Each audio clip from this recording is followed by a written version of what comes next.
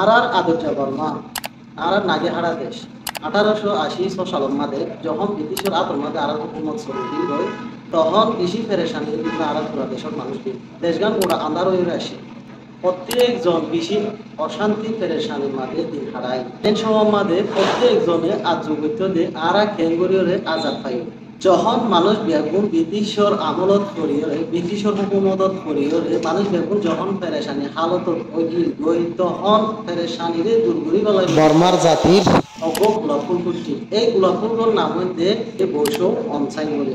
বেগুনে বাগিততে আর কেঙ্গুরি ব্রিটিশর শাসনত মুক্তি পাই বর্মার মাঝে ব্রিটিশ শাসন লাস্ট বছরের মাঝে 1947 সাল জানুয়ারি মাসের মাঝে বৈশ অঞ্চল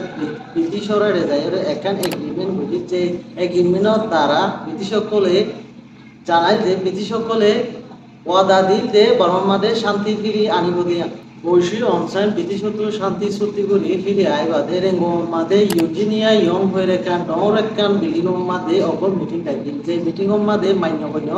12-13 মানুষ উপস্থিত হইল এই মিটিং মাঝে আলোচনা করি যে কিভাবে দেশগানের সামনে যাইরে শান্তির মাঝে দিয়ে পারিব মানুষ সুন্দরভাবে চলাই পারিব এই সময় মাঝে 10:47 মাঝে নিয়ে গাড়ি আন্দার হয়ে অগ মিলিটারি সিস্টেম পোশাক পর্যায়ে অগ ডাই গলি হলে বেগুনরে হামলা করি হলে বেগুনরে হত্যা করি হলে কতল করি হলে এই হামলা এবার মাঝে দেশের বড় বড় 12 লেডার 8 লেডার মরে এই হামলা এবার মাঝে যে নাকি শান্তি চুক্তি করে আসি ব্রিটিশ তৈরি যে নাকি বর্মারে সুন্দর করে ফুলপুরা হয় যে নাকি বর্মারে নতুন ভাবে শান্তিভাবে তৈরি করি হয় এই মানুষগুলো এই হামলার মাঝে মরে গিল গই 1947 সাল জুলাই মাসের মাঝে যে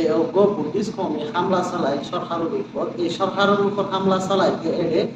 মুসলিম লেডারও মারা গেল এই মুসলিম লেডার নাম আসলে আব্দুল রজ্জক এই আব্দুল রজ্জক ইবে মুসলিমের অধিকার লই দিব লাগবে এই মিটিং মাঝে তখন এই বুদ্ধিস্ট কমকলে টেররিস্ট গ্রুপ সকলে হামলা করি এইবারই শেষ করে দিয়ে এই আব্দুল রজ্জক খদি এবং বার্মা মুসলিম কংগ্রেসের একজন সদস্য আসিল এবং স্কুলের একজন হেডমাস্টার আসিল পরবর্তীতে জানা গেল যে ইউচো নামের একজন পলিটিক্যাল অন্য পার্টির লিডারে এই হামলা চালাইল 1948 সাল মে মাসের মধ্যে ইউচো সহ আরো 5 জন জড়িত আসিল মানুষরে ফাঁসি দিল জুলাই মাসের 19 তারিখে